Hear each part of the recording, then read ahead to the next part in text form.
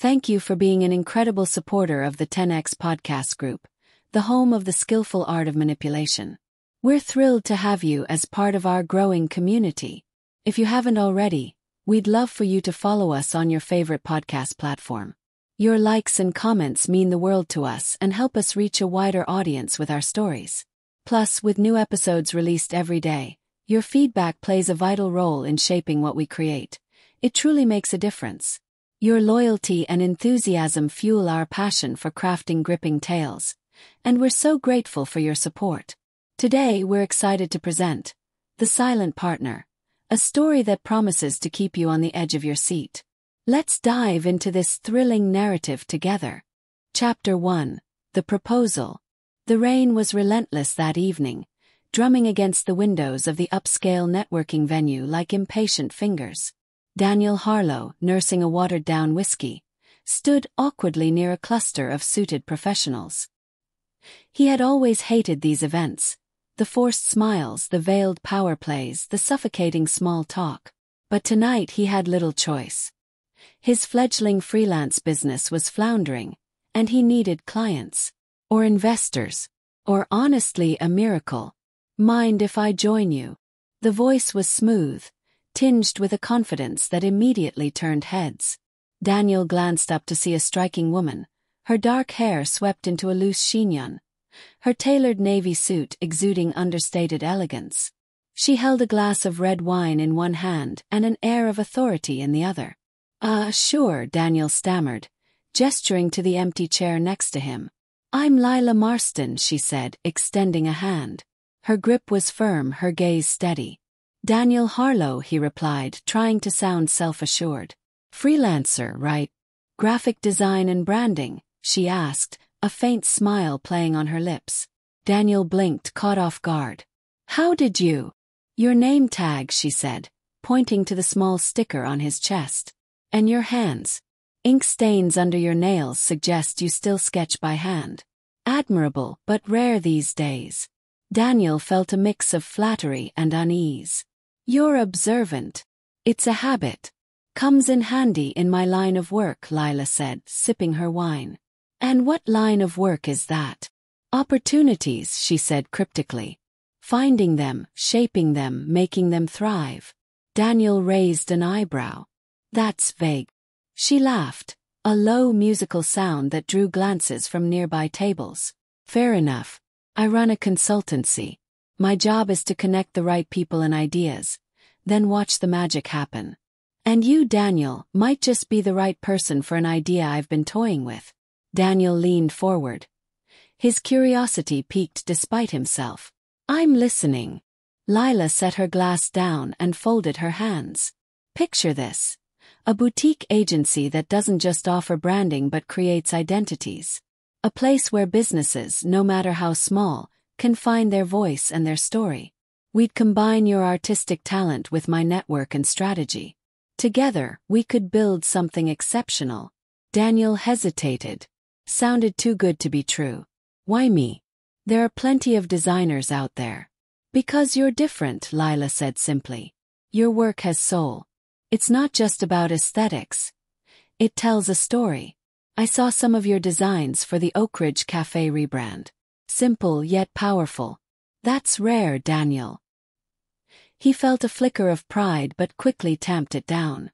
"Even if I agreed, starting a business isn't that simple. There's funding, logistics, clients." "Leave that to me," Lila interrupted. "I'll handle the boring stuff. You focus on what you do best, creating." Daniel's mind raced. He couldn't deny the appeal. For months he'd been scraping by, taking on uninspired projects to pay the bills. The idea of doing meaningful work again, of building something that mattered, was intoxicating. "What's the catch?" he asked, narrowing his eyes. Lila's smile widened. "No catch. Just ambition. And trust." The word lingered in the air, heavy with unspoken implications. Daniel hesitated, but something about Lila's confidence, her vision, made it impossible to say no. "All right," he said finally, extending his hand. "Let's do it." Lila's grip was firm, her smile triumphant. "You won't regret this, Daniel." Together we'll make waves. As the rain continued to lash against the windows, Daniel couldn't shake the feeling that he had just stepped into deep, uncharted waters. But for the first time in months he felt alive. He had no way of knowing that the woman sitting across from him would soon turn his life into a storm far more devastating than the one raging outside. Chapter 2. The Foundation. The scent of freshly brewed coffee mingled with the faint hum of computers as Daniel settled into the cramped yet promising office space Lila had secured for them. It was far from glamorous. Bare walls, mismatched furniture, and a perpetually leaky faucet in the tiny kitchenette. But it was theirs. Lila had insisted they start lean. Her voice brimming with optimism as she spoke of humble beginnings turning into triumphs. Daniel set down his laptop and glanced around. Lila was already seated at her desk, flipping through a glossy portfolio of prospective clients. Her navy blazer was draped casually over her chair, and she exuded the kind of energy that could light up the dimmest room. "This place has potential," Lila said, looking up with a grin. "It has something," Daniel replied, plugging in his laptop. "We'll call it charm." Lila laughed. "Charm is what's going to make this business thrive. People don't buy products or services, they buy stories. And we're going to give them the best stories they've ever seen." Daniel nodded, but beneath his enthusiasm lingered a flicker of doubt. Their partnership was moving at breakneck speed. In just a few weeks, Lila had secured the office, drafted a business plan, and even lined up a handful of potential clients. He couldn't help but marvel at her efficiency, though he occasionally wondered if he was moving too fast. "Here's the first client we're pitching," Lila said, sliding a file across the desk. Daniel opened it to reveal a tech startup specializing in sustainable packaging. The company's founder, a sharp-eyed man named Alan Ford, was pictured in the file, along with notes about his background and business goals. "They're innovative but lack direction," Lila said. "That's where we come in. You create a brand that reflects their mission. I'll sell it like it's the only thing worth buying." "Deal." Daniel studied the file. It was an exciting challenge, one that aligned with the kind of meaningful work he'd been longing to do. "Deal," he said, a small smile tugging at his lips. The following weeks passed in a blur of late nights and early mornings. Daniel poured his heart into the project, sketching logos, refining color palettes, and crafting taglines that embodied the startup's vision. Lila, true to her word, worked tirelessly on the business side, setting up meetings, negotiating contracts, and forging connections with potential investors. Their first presentation was a success. Alan Ford was thrilled with the branding Daniel had created and signed a 6-month contract on the spot. It was a moment of triumph, a tangible validation of their fledgling agency's potential. As they celebrated with takeout and cheap champagne in the office that evening, Daniel allowed himself to believe they were on the brink of something extraordinary. "To the first of many wins," Lila said, raising her glass. "To many wins," Daniel echoed, clinking his glass against hers. But as the business grew, subtle cracks began to appear. Lila's confidence, which Daniel had initially admired, began to feel overwhelming at times. She was decisive to the point of being domineering, often making decisions without consulting him. When Daniel suggested they bring in a junior designer to lighten his workload, Lila dismissed the idea, insisting they couldn't afford it yet. "Every dollar we save now goes toward our future," she said, her tone firm. "Trust me, Daniel. I've got this." Her words were always coated in reassurance, but Daniel couldn't ignore the nagging feeling that his input was becoming less valuable. Then came the subtle shift in their roles. At first, Lila had handled client relations while Daniel focused on the creative side. But as more clients came on board, Lila began taking credit for decisions Daniel had made. "I couldn't have done this without my team," she would say during meetings, but her tone always implied she was the mastermind. Daniel told himself it didn't matter. What mattered was the success of the agency. But doubt lingered. One evening, Daniel stayed late at the office to finish a project. As he worked, he noticed an email on the shared account addressed to one of their top clients. The subject line read, "Strategic leadership changes at Marston and Harlow."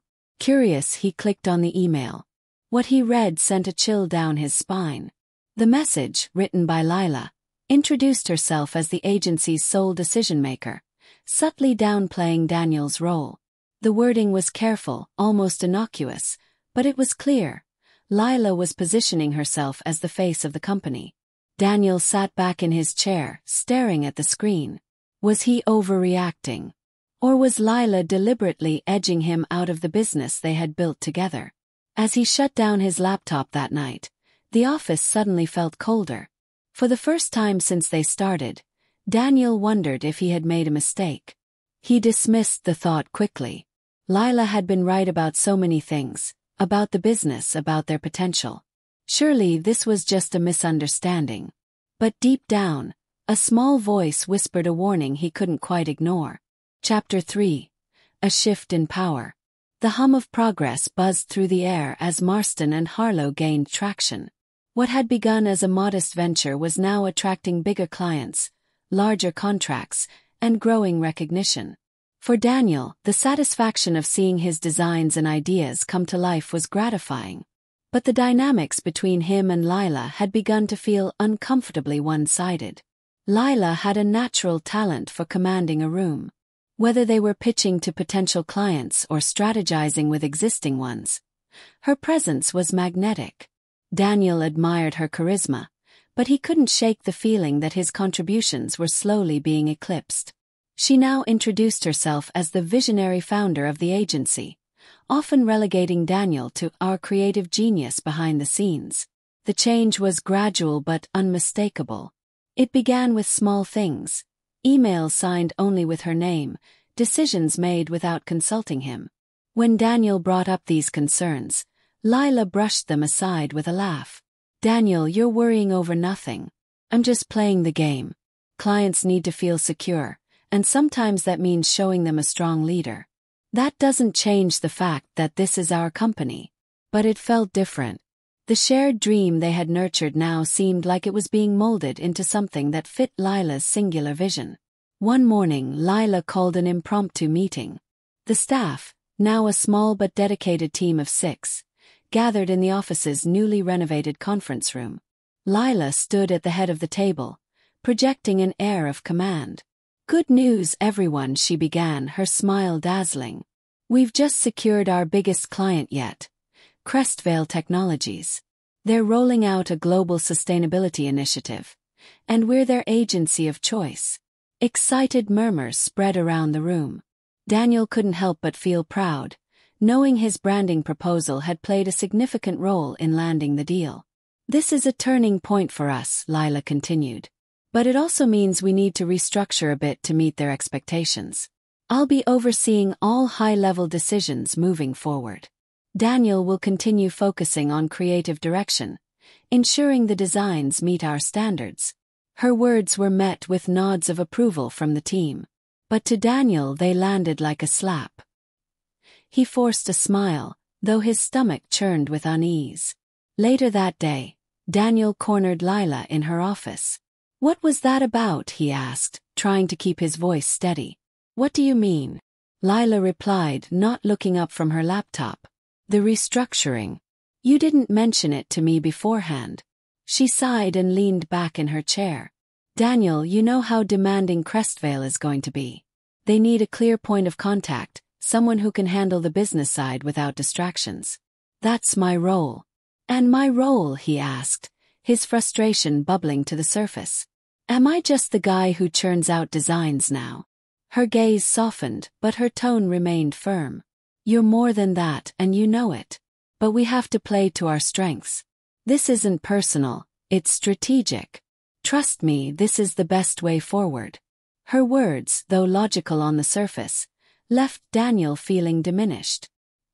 He left her office with a bitter taste in his mouth. Over the next few weeks, the power dynamic continued to shift. Lila began taking meetings with clients without informing Daniel, often presenting ideas he had worked on as her own. Staff started coming to her for approvals rather than consulting him.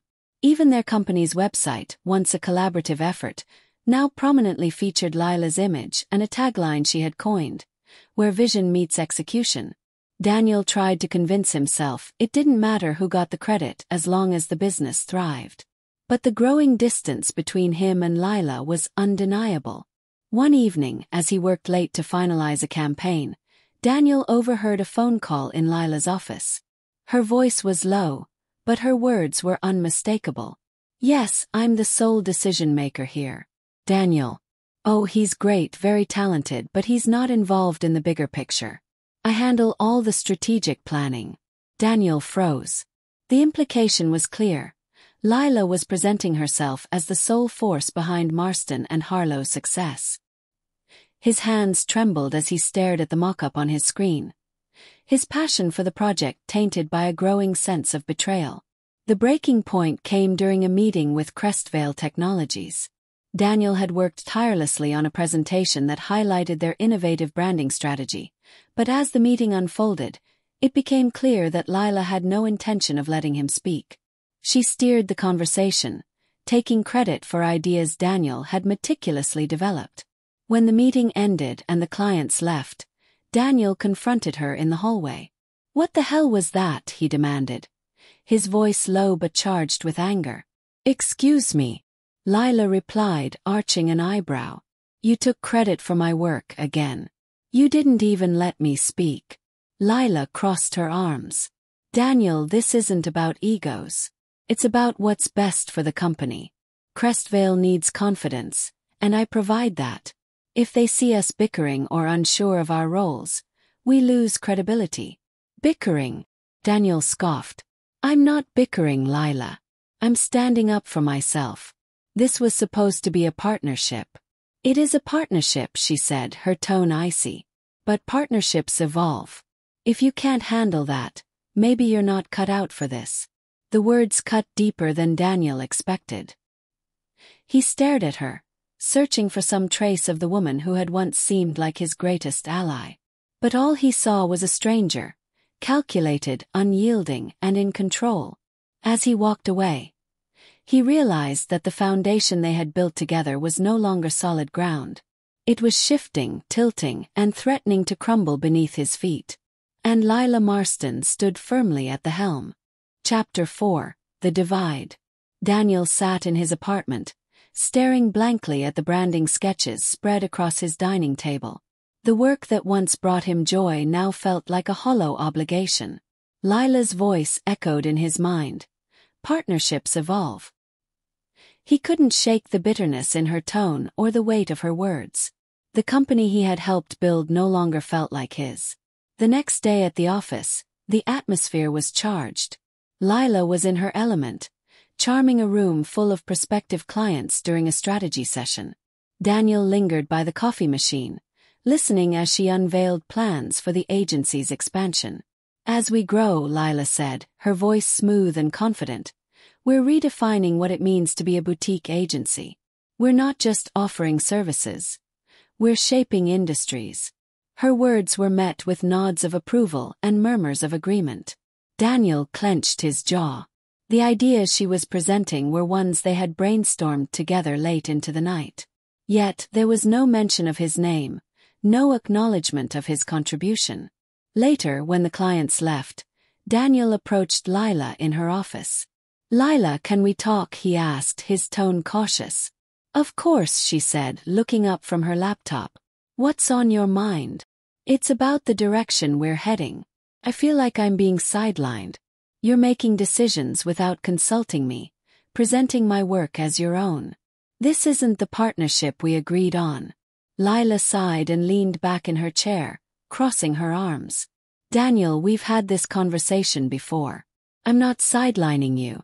I'm streamlining the process. We can't afford inefficiency." "Inefficiency?"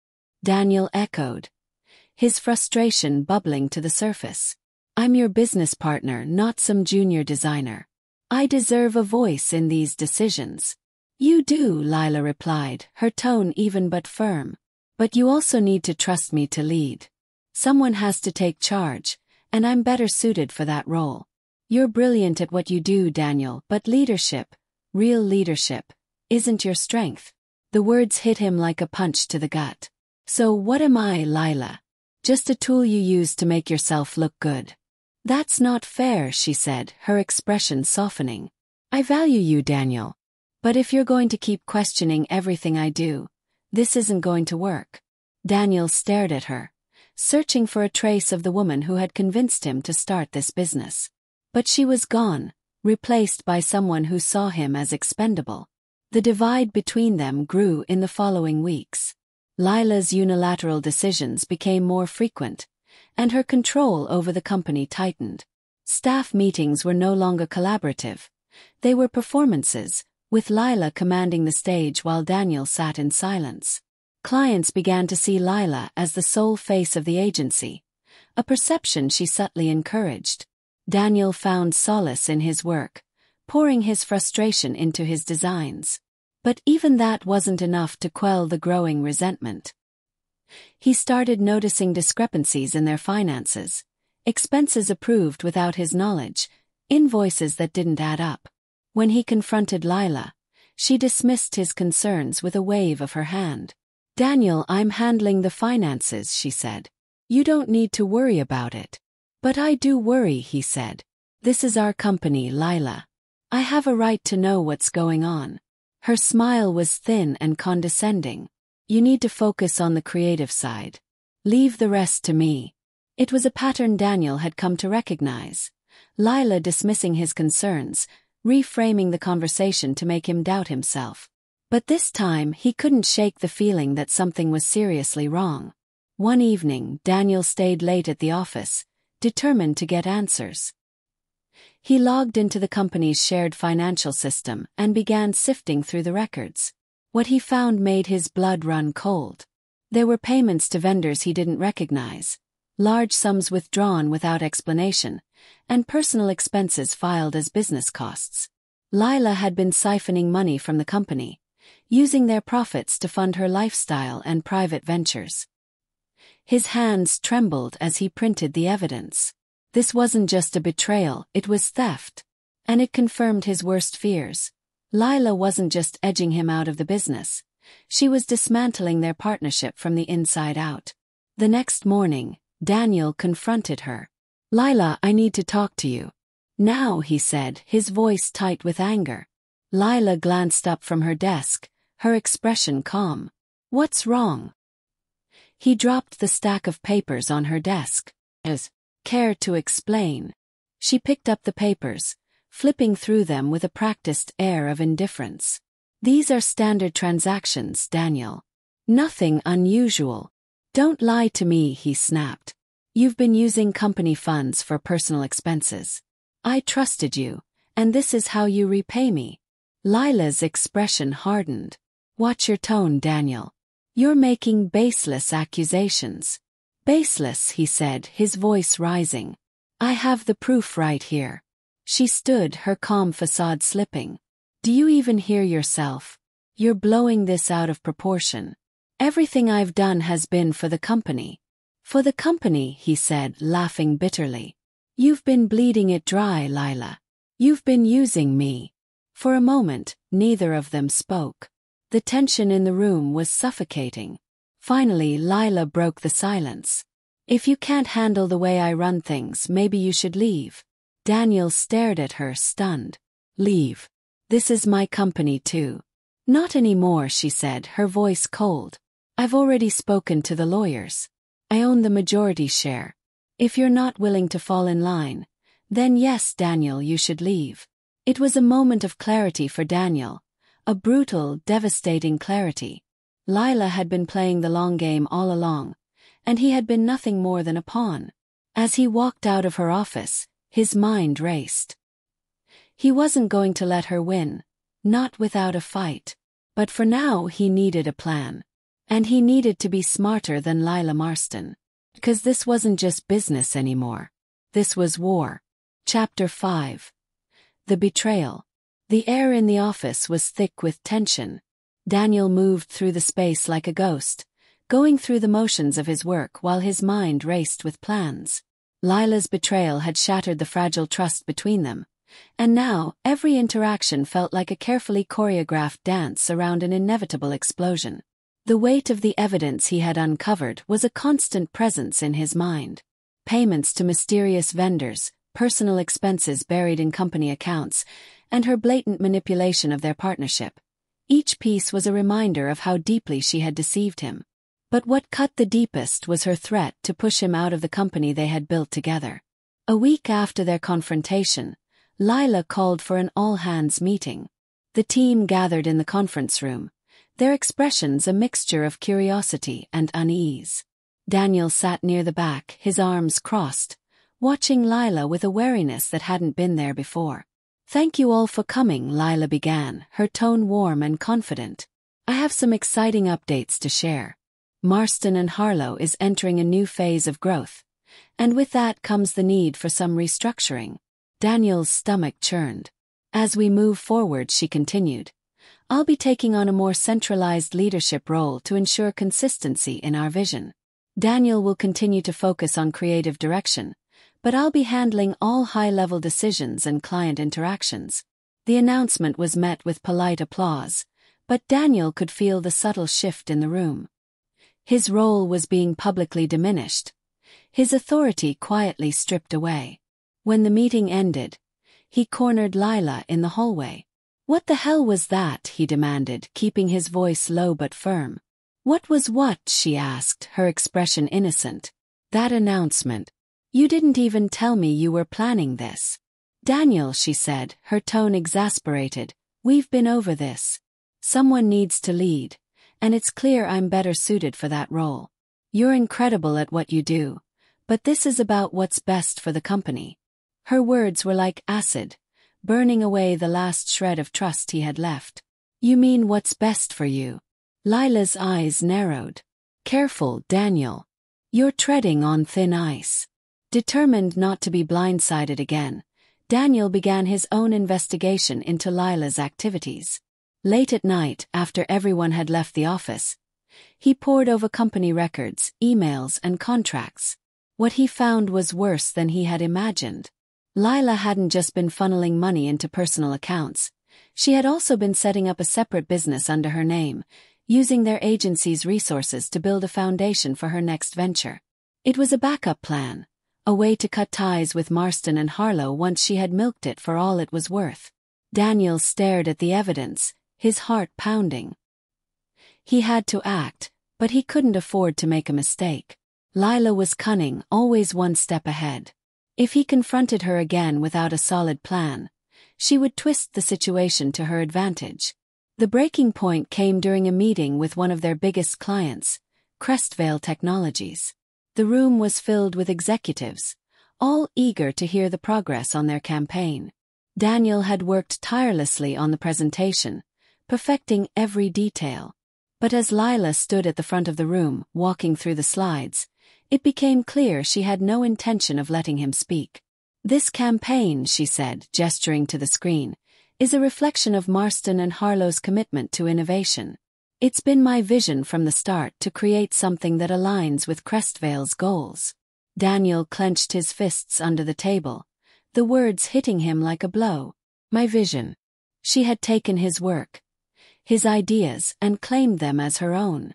When the meeting ended and the clients left, Daniel confronted her in the hallway. "You've crossed the line, Lila," he said, his voice low but simmering with anger. She didn't even flinch. "Daniel, we're not doing this here." "No, we're doing this now," he snapped. "You've been stealing from me, stealing from the company. I have the evidence. The personal expenses, the side business, all of it." Lila's eyes flashed with something dark. Fear, maybe, or anger. "Be very careful about what you're accusing me of." "I'm done being careful," Daniel said. "You think you can push me out, take everything we built together. You're not going to get away with this." For a moment, neither of them spoke. The tension between them was electric, a silent battle of wills. Then Lila smiled, a cold, calculating smile that sent a chill down Daniel's spine. "You want a fight, Daniel? Fine. But remember, I don't lose." Daniel knew he was outmatched. Lila was ruthless, and her charm had won over the staff, the clients, and even their investors. But he also knew he couldn't back down.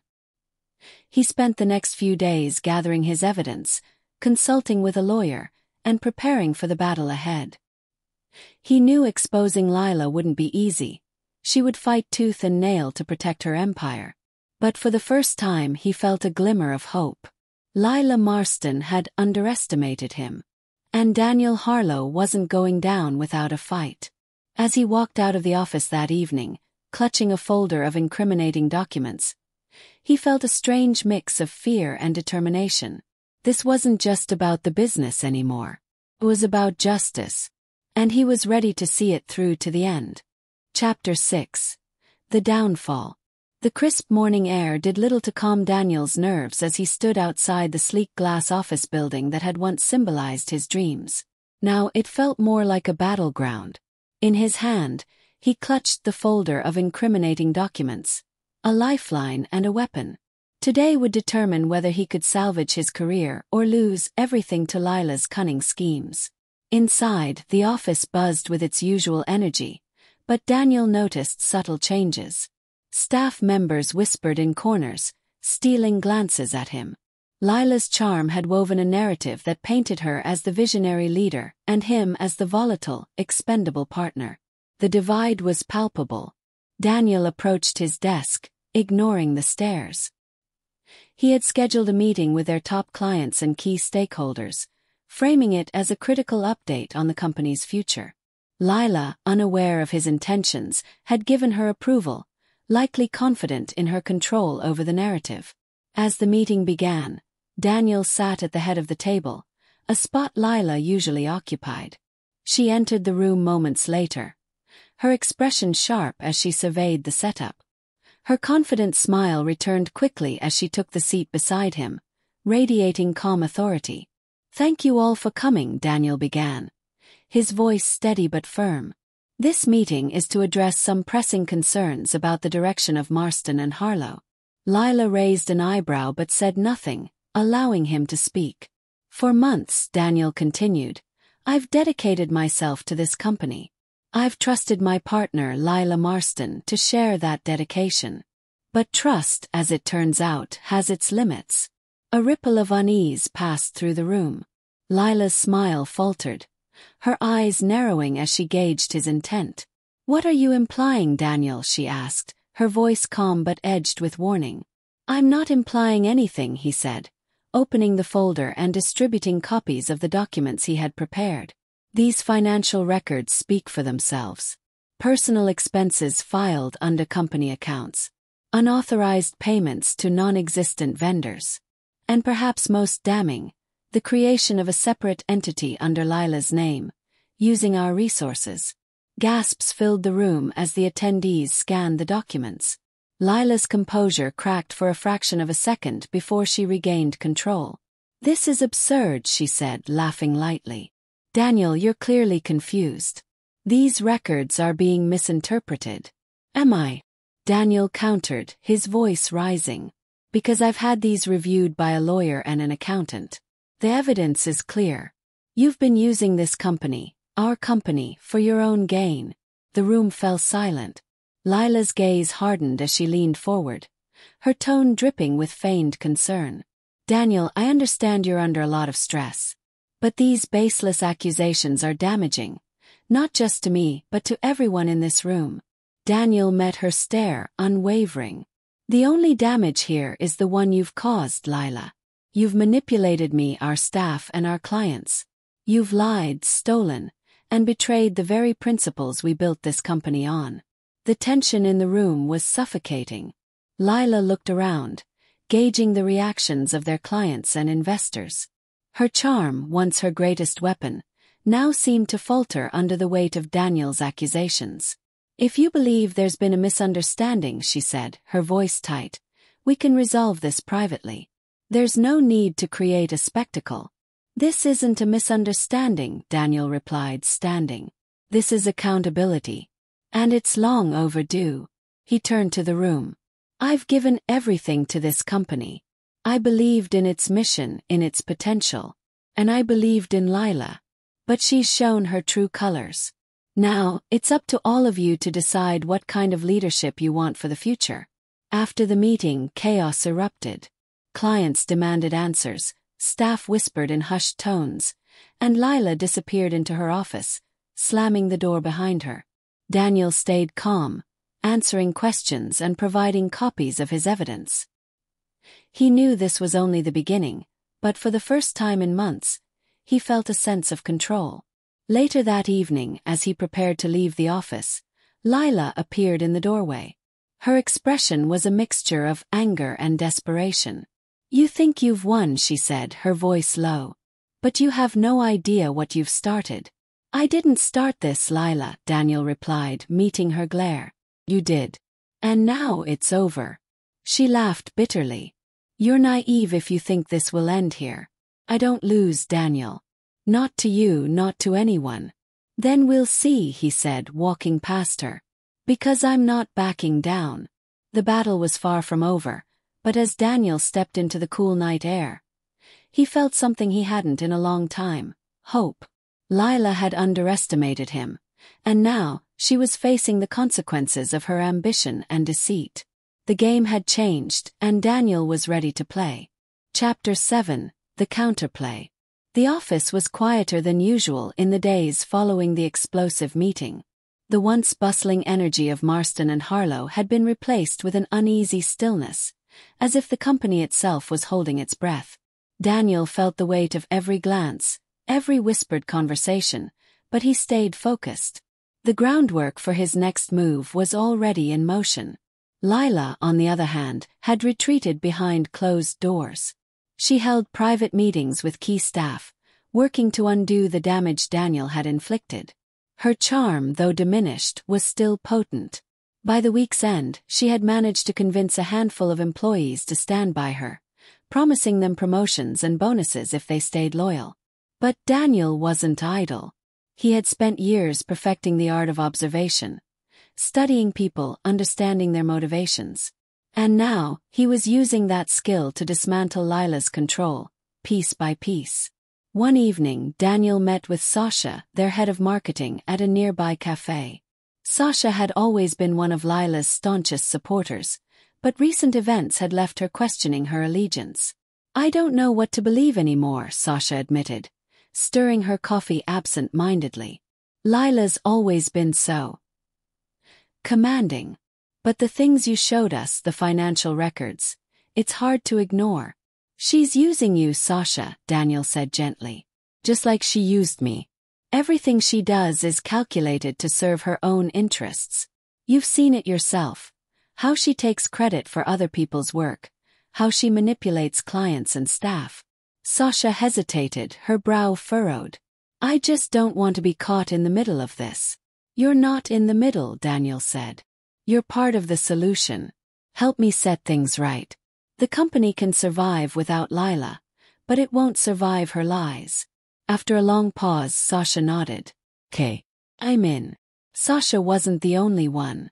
Over the next few days, Daniel quietly rallied more employees to his side, sharing evidence of Lila's misconduct and painting a vision of a future without her toxic influence. By the time the week ended, the scales of power had begun to tip in his favor. Lila, however, wasn't going down without a fight. She called an emergency board meeting, framing it as a chance to clear the air and reaffirm her leadership. Daniel expected as much and arrived prepared. The boardroom was tense as the meeting began. Lila opened with a speech, her voice smooth and confident as she laid out her version of events.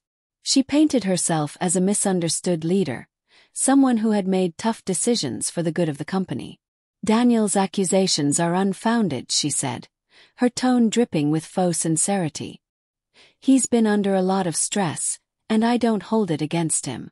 But this company needs stability, and I'm the one who can provide it." When she finished, the room turned to Daniel. He stood, taking a deep breath before addressing the board. "Stability," he began, his voice calm but firm. "Is that what you call embezzlement and betrayal?" He passed out new documents, updated records showing even more of Lila's financial misdeeds, along with emails and text messages that highlighted her attempts to manipulate staff and clients. He had pieced it all together with the help of a forensic accountant he'd quietly hired. "This isn't about stress," he continued. "It's about accountability. Lila has exploited this company for her own gain, jeopardizing its future in the process. She's not a leader, she's a liability." The room was silent as the board reviewed the evidence. Lila's calm facade cracked, her expression shifting from confidence to thinly veiled panic. "This is ridiculous," she snapped. "You're taking things out of context." "Am I?" Daniel asked, locking eyes with her. "Because the evidence speaks for itself. And if the board doesn't act, I'm prepared to take this public." The threat hung in the air, heavy with implication. The board members exchanged uneasy glances. They had seen enough. By the end of the meeting, the decision was unanimous. Lila was to step down as CEO, effective immediately. She fought tooth and nail, threatening legal action, but her protests fell on deaf ears. The evidence was irrefutable, and the board was unwilling to risk the company's reputation by keeping her in power. As Lila stormed out of the office, Daniel felt a mixture of relief and sadness. He had won the battle, but it had come at a cost. The dream he had once shared with Lila was gone, replaced by the harsh reality of betrayal and loss. In the weeks that followed, Daniel worked tirelessly to rebuild the company's reputation. He reached out to clients, reassuring them of Marston and Harlow's integrity. He reorganized the leadership team, promoting employees who had shown loyalty and competence during the crisis. Slowly but surely, the company began to heal. But Daniel knew the fight wasn't over. Lila might have been removed from power, but she was still out there, plotting her next move. And if there was one thing he had learned, it was to never underestimate her. For now, though, he allowed himself a moment of quiet satisfaction. The company was his again, and he was determined to honor the vision he had once believed in. This time he would do it on his terms. Chapter 8. The Revelation. The days following Lila's departure were a whirlwind of restructuring and damage control. Daniel, now at the helm of Marston and Harlow, felt the weight of his responsibilities more than ever. The cracks left by Lila's mismanagement ran deep, but the company was slowly finding its footing. Yet, amidst the rebuilding, an unsettling question lingered in Daniel's mind. Why had Lila done it all? Her betrayal was undeniable, but her motives remained a mystery. It wasn't just about greed. There was something deeper, more personal behind her actions. Daniel couldn't let it go. One evening, as he sifted through old company records, Daniel stumbled upon a folder tucked away in Lila's former desk. The documents inside detailed her initial pitch for Marston and Harlow, a vision remarkably similar to the dream they had shared at the start. But beneath the idealism were handwritten notes, scribbled in Lila's precise penmanship. "Control is everything. No one can betray you if you hold the power. Build it for yourself, not for anyone else." Daniel frowned, flipping through the pages until a photograph slipped out. It was an old picture of Lila, standing arm in arm with an older man. The caption on the back read, "Me and Dad, before it all fell apart." Curiosity burned within him. Who was this man, and what role had he played in shaping the woman Lila had become? The answers came from an unlikely source, Lila's estranged younger brother, Marcus. After some digging, Daniel discovered that Marcus worked as a freelance writer in a neighboring city. He reached out under the guise of wanting to learn more about Lila's background for a potential biography. Marcus hesitated but eventually agreed to meet. Over coffee, he painted a picture of a very different Lila, one shaped by a father who had built a successful business empire only to lose it all in a scandal that left the family in ruins. She idolized him, Marcus said, stirring his tea. He was her hero. But when the scandal hit, she saw how quickly people turned on him. Investors, employees, even friends. They all abandoned him. Daniel listened intently, pieces of the puzzle falling into place. Lila vowed never to let that happen to her, Marcus continued. She became obsessed with control. It wasn't just about succeeding. It was about making sure no one could ever take what she built. Returning to the office, Daniel reflected on what he had learned. Lila's actions, while unforgivable, suddenly made a twisted kind of sense. She had been driven by fear. Fear of losing everything, fear of being betrayed. And in her quest to protect herself, she had become the very thing she despised. Chapter 9: The Fallout. The news of Lila's downfall spread quickly, tarnishing her reputation beyond repair. She attempted to launch her separate business, but the scandal surrounding her name made clients wary. Investors backed out, staff refused to follow, and her grand plans crumbled before they even began. Daniel, meanwhile, worked tirelessly to rebuild Marston and Harlow. He focused on transparency, fostering a culture of trust and collaboration, everything Lila had failed to provide. The company slowly regained its footing, and clients who had been on the fence returned, impressed by Daniel's leadership. But the victory was bittersweet. The scars of Lila's betrayal lingered, and Daniel couldn't shake the sense of loss. Despite everything she had done, a part of him mourned the dream they had once shared. Months later, as Daniel prepared for an important pitch, he received an unexpected visitor. Lila stood in the lobby, looking nothing like her former self. Her usual polished demeanor was gone, replaced by a weariness that aged her. "Daniel," she said, her voice softer than he remembered. "Can we talk?" He hesitated but eventually led her into a conference room. She sat across from him, her hands clasped tightly, her gaze uncharacteristically vulnerable. "I wanted to apologize," she began.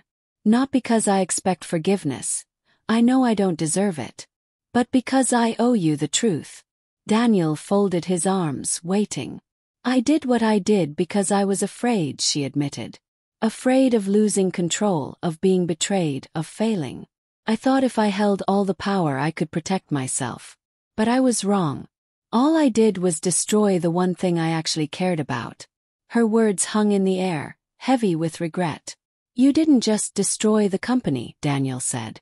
"You destroyed trust. That's not something you can rebuild with an apology." "I know," she said, her voice barely above a whisper. "But I needed to say it anyway." They sat in silence for a moment, the weight of their shared history pressing down on them. "I hope you find what you're looking for, Lila," Daniel said finally, standing. "But it won't be here." She nodded, a single tear slipping down her cheek, before walking out of the room and out of his life. In the end, Daniel found solace in the lessons he had learned. Trust, he realized, was a fragile thing, easily broken but worth fighting for. He poured that philosophy into the company, ensuring that Marston and Harlow became a place where collaboration and integrity thrived. Lila, as far as he knew, disappeared from the industry. Occasionally, he wondered where she was, whether she had found peace. But he didn't dwell on it. His focus was on the future, one he was determined to build, not alone, but with the people who had stood by him when it mattered most. And as the company flourished, Daniel knew one thing for certain. The storm Lila had brought into his life had made him stronger. He had survived, and he had rebuilt. On his terms.